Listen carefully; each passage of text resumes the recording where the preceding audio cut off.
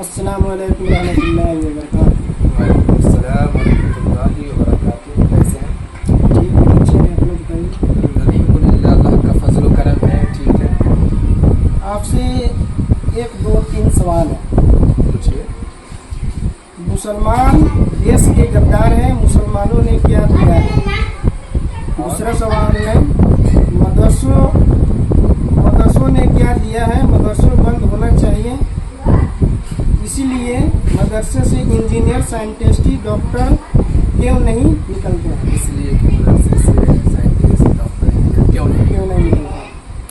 اچھا، السلام علیکم ورحمۃ اللہ وبرکاتہ۔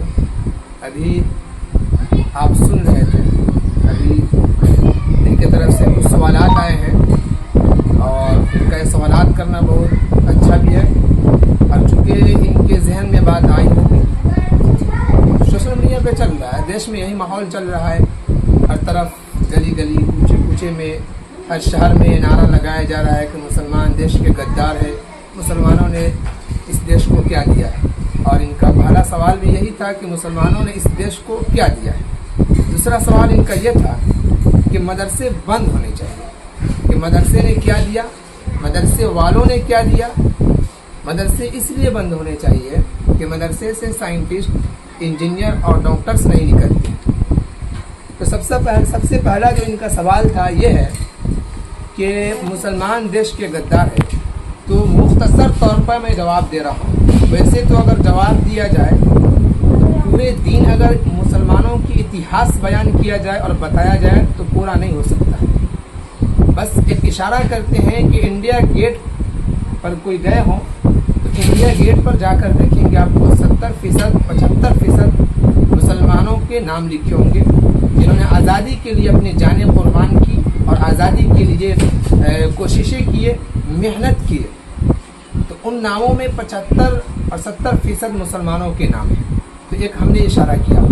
دوسری بات کہ دیش کے غدار ہے، تو جی ہم دیش کے غدار ہیں۔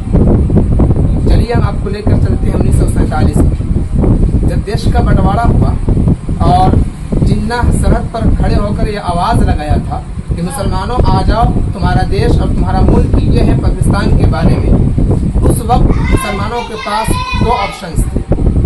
مثال کے طور پر اگر کوئی لڑکی ہو، پیار محبت والی بات جلدی سمجھ میں آتی ہے، اس لیے میں سمجھا رہا ہوں۔ کوئی لڑکی ہو اور دو لڑکی ہو اور اسے یہ کہا جائے کہ تم ادھر بھی آ سکتی ہو اور ادھر بھی آ سکتی ہو، اور وہ لڑکی ایک لڑکی کے پاس چلے جائے، ایک لڑکے سے محبت کرے، تو کیا سمجھا جائے گا؟ دنیا والے یہی سمجھیں گے اس کے پاس دو آپشن تھا، لیکن ایک آپشن کو چنا ہے، ایک راستے کو، ایک لڑکی کو چنا ہے۔ اس کا مطلب ہے کہ اس سے محبت زیادہ تھی، اس سے محبت نہیں تھی۔ اگر اس سے محبت ہوتی تو اس کے پاس چلی جاتی۔ اسی طرح یہ حال ہے کہ اگر اس وقت یا ابھی بھی ہمیں ہندوستان سے، ہمارے پروجوں کو اور ہمارے باپ داداؤں کو ہندوستان سے محبت نہیں ہوتی تو ہندوستان میں رکتے ہی نہیں، وہ چلے جاتے پاکستان۔ تو ہندوستان سے محبت تھی، اس لیے ہندوستان میں رکے، اور اس وقت دلی کے جامع مسجد کے ممبر پر کھڑے ہو کر مولانا ابوالکلام آزاد رحمۃ اللہ علیہ نے یہ آواز لگایا تھا کہ مسلمانوں تمہیں کہیں پاکستان جانے کی ضرورت نہیں ہے، یہ ملک تمہارا ہے، تمہارے پروجوں اور تمہارے باپ داداؤں کی قبریں یہاں پہ ہے، تمہیں کہیں دوسرے پاکستان، دوسرے ملک میں جانے کی ضرورت نہیں ہے، تم دیش کے غدار نہیں ہیں۔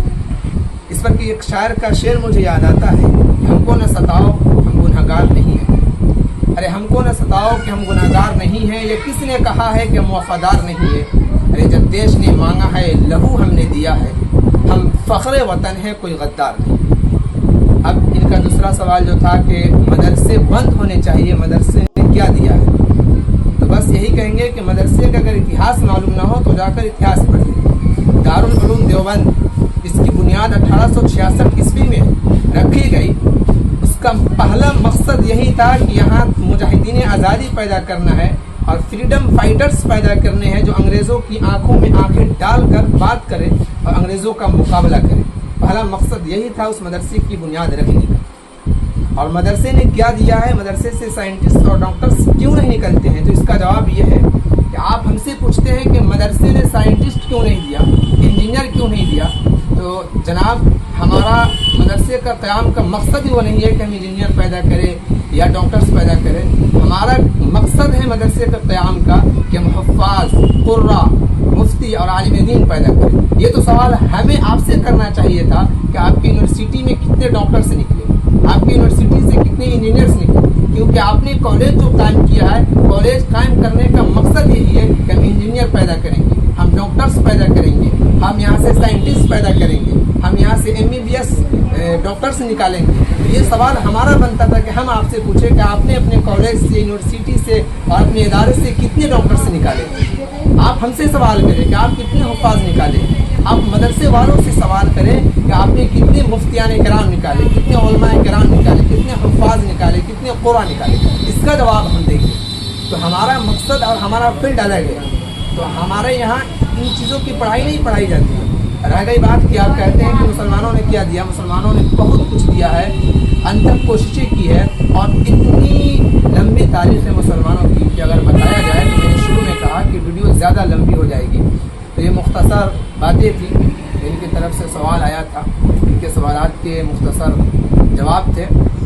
اور اس طرح کے اگر اعتراضات ہو اور سوالات ہو تو انشاءاللہ جوابات دیے جائیں گے, اور بالکل ایسے جواب دیے جائیں گے جو عقل کو لگے, کیونکہ آج نفرت اتنے دلوں میں بیٹھ چکی ہے, اور حکومت کی طرف سے, سرکار کی طرف سے اتنی نفرت بھر دی گئی ہے لوگوں کے دلوں میں کہ آج ہندو مسلمان ایک دوسرے کو دیکھنا نہیں چاہتے. حالانکہ کہتے ہیں نا, ایک شاعر نے کہا ہے کہ یہ نفرت بری ہے, نہ پالو اسے, دلوں میں جو خلیش ہے نکالو اسے, نہ تیرا نہ میرا نہ اس کا نہ اس کا, یہ ہندوستان سب کا ہے بچا لو اسے. تو حقیقت یہی ہے کہ اگر اس بات کو نہیں سمجھی گئی تو یہ حکومت اور سرکار چاہتی ہے کہ لوگ اور جنتا ہندو مسلم کے نام پر لڑتے رہے اور ہم اپنی روٹی سیکتے رہے, یعنی اپنی کرسی پر ہم بیٹھے رہے. تو دیش میں ترقی چاہتے ہیں تو اس نیتی کو اپنانا پڑے گا. ہندو مسلم سکھ عیسائی آپس میں بھائی اور آپس میں بھائی چارہ کا ماحول بنانا ہوگا, تب جا کر دیش میں ترقی ہوگی. بس اتنا ہی گزارش کریں گے کہ اس کو آگے شیئر کیجیے گا, اس کو زیادہ سے زیادہ پھیلائیے گا. السلام علیکم ورحمۃ اللہ.